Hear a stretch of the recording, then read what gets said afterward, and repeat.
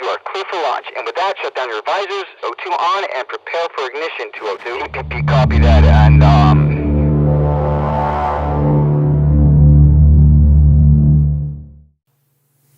Hey guys, Mr. Rushev. Southeast Asia is rich in culture with a whole host of different languages and ethnicities. It is also home to 25 United Nations UNESCO cultural sites, including the largest religious monument in the world.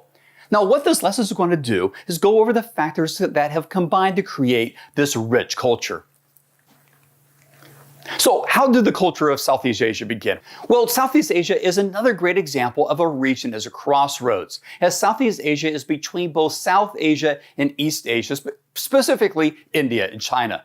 In fact, the story of Southeast Asia is so pulled between that of India and China that it is what geographers call a cultural shatter zone. The cultural shatter zone is a region that is caught between stronger cultural and political forces. So, how did this all begin? Well, the human story of Southeast Asia began 50,000 years ago when the first modern humans moved out of South Asia into the Indo-Chinese peninsula. About 5,000 years ago, people began to start moving down into the islands of the Philippines and Indonesia. Now, there are two major theories on how this migration started, whether it actually came from the mainland of Southeast Asia or it came out of South Asia. The prevailing theory is that the Southeast Asian archipelago was not settled by the people of mainland Southeast Asia. We call those people actually Australasians, but that the islands were settled by the people from South China and Taiwan. These people are known as Austronesians and are the same large group of people that populated the Pacific islands such as Hawaii. Of course, it is very possible that both theories have some truth to them. Now, agriculture came to Southeast Asia about 2,000 to 3,000 years ago when the idea of growing rice came out of the Yangtze Valley of China. It so happened that rice is a perfect crop to raise in the region. The monsoon rains in the summer provide moisture for the soil that rice needs, and the year-round warm temperatures don't hurt either. Now, because of these ideal conditions, rice became the staple crop of Southeast Asia. A staple crop is the important crop in a region that forms the major portion of a people's diet. So important is rice to the people of Southeast Asia, its culture is actually described as a rice culture, as so many things in their life revolve around this most important grain. Now, just as rice was being established in Southeast Asia, sea trade was now moving between China and India as part of the water routes of the Silk Road.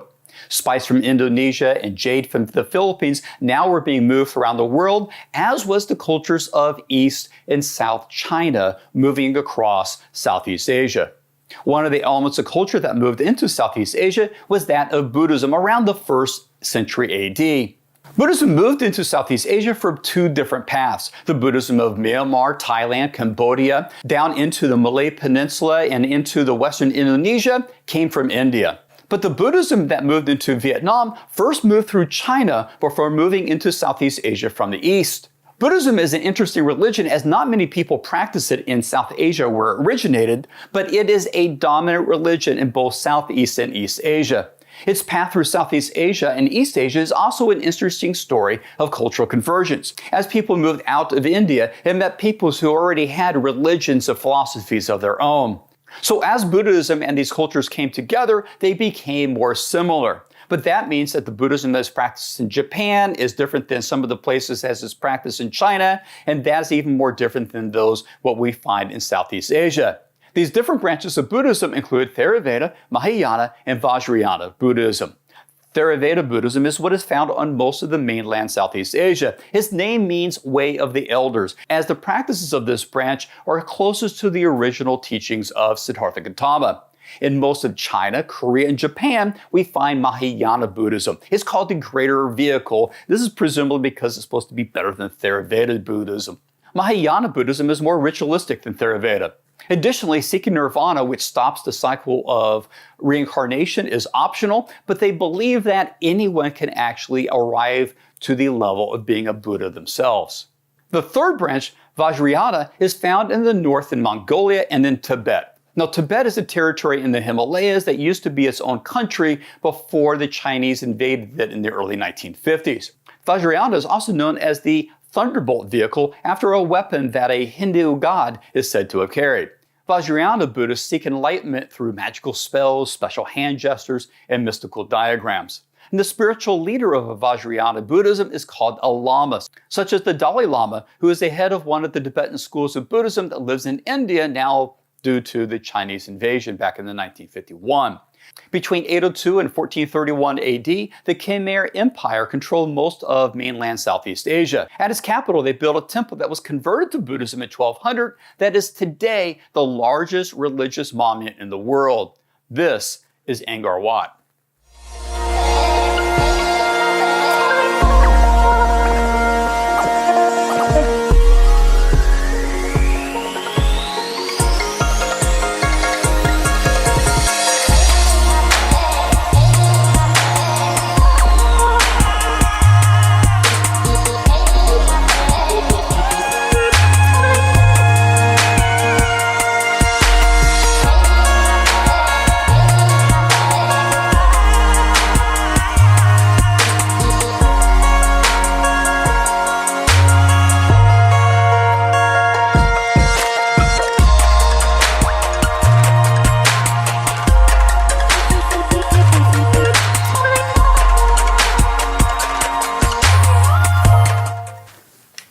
Then there is Islam. Islam came to Southeast Asia by Arab merchants about the same time that Angkor Wat was being converted into a Buddhist temple.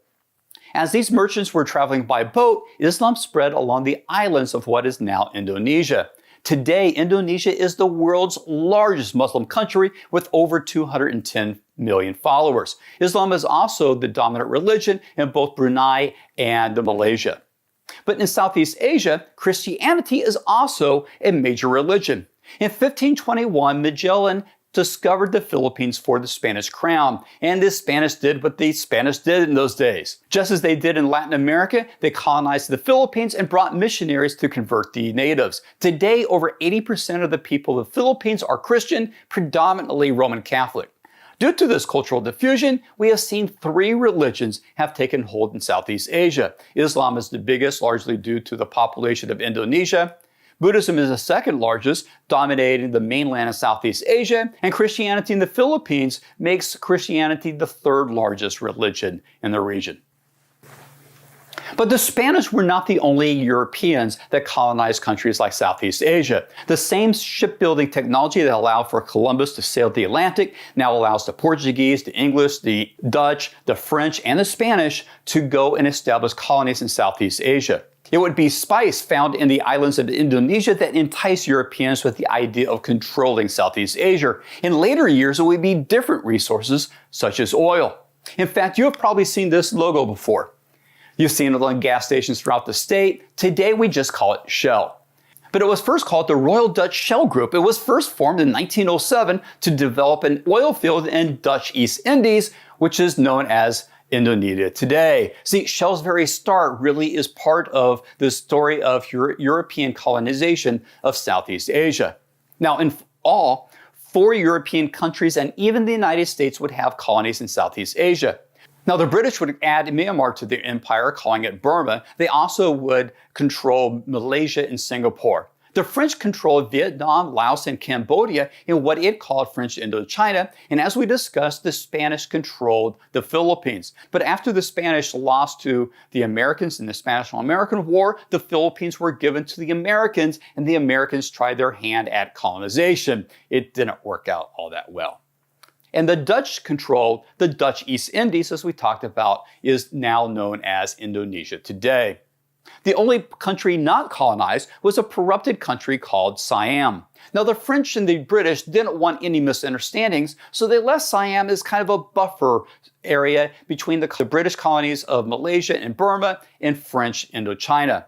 Siam was and still is an influential part of Southeast Asia. In fact, it has lent its name to many different words you already know, such as Siamese cats and Siamese twins. But since 1948, we've known this country as Siam as Thailand, which literally means land of the free. While Thailand was not colonized, unfortunately, the region has been influenced by a conflict. After World War II, nearly every European country laid in rubble and had to turn its attention to home to rebuild. This meant that many colonies around the world, such as Indochina, were starting to demand their own independence. Now, France fought unsuccessfully during the French Indochina War to keep its colonies together between 1946 and 1954. The result, unfortunately for the French, was a withdrawal of the French and Vietnam being split into a communist North and a capitalist South. However, the communists in the North were not satisfied with their independence. They wanted all of Vietnam to be under one communist rule. This sets the conditions for the Americans and the Vietnam War. To support the South Vietnamese, John F. Kennedy began to send American military advisors. After Kennedy was assassinated, Texas's own Lyndon Baines Johnson was sworn into office. The next July, the USS Maddox, a U.S. Navy ship, was patrolling in the Gulf of Tonkin when 3 North Vietnamese patrol boats attacked the ship. The next month, there was a report of another attack. Together, this is what is called the Gulf of Tonkin incident that was the spark that brought the United States fully into war in Vietnam. Outraged by these attacks, President Johnson asked Congress the authority to use military action, and he got it. Unfortunately, it was later revealed, after America was already committed to war, that there was no actual attack in the Gulf of Tonkin. Apparently, Johnson himself had doubts about the attack, but pressed for the military authorization regardless. Faulty intelligence and an opportunistic administration led America to fight in Vietnam for nearly 10 years at a cost of 58,220 American lives lost. Now, the revelation of the truth of the Gulf of Tonkin incident and other missteps by political and military leaders fueled already heated protests against the American war effort and the draft. With support at home dwindling, President Nixon pulled America out of the war in 1973. We today have concluded an agreement to end the war and bring peace with honor in Vietnam. South Vietnam continued to fight against the Communist North for another 2 years, but after Congress decided to cut our funding to Vietnam in half, Vietnam fell to the North in 1975. Now Vietnam is a united communist country. The fallout of the Vietnam War would have consequences in Cambodia, where a man named Pol Pot would come to power after overthrowing Cambodia's monarchy. Now, Pol Pot was the leader of a group called the Khmer Rouge. Pol Pot's vision was to move everyone out of the cities and everyone would become farmers. He realized that many educated people who lived in the cities would be obviously against this plan. His answer was the killing fields. In a period between 1975 and 1979, over 21% of the country was killed by executions, forced labor, malnutrition, and poor health care. Pol Pot's targets were the educated professionals in the country, such as teachers, engineers, technicians, city planners, all the individuals you would need to be able to run a country, all because Pol Pot saw them as a threat to his vision. Over 2 million people were killed before Vietnamese troops were able to invade Cambodia and stop the killing. Unfortunately, Cambodia is still facing the effects of having nearly an entire generation of educated people killed or moved out of the country. Now, despite such a somber last point, Southeast Asia is a remarkable region with a rich, vibrant culture formed by the conversion of so many peoples and so many thoughts and ideas. Next lesson, we'll look at what Southeast Asia looks like today and what their modern issues are. Until then, keep on learning.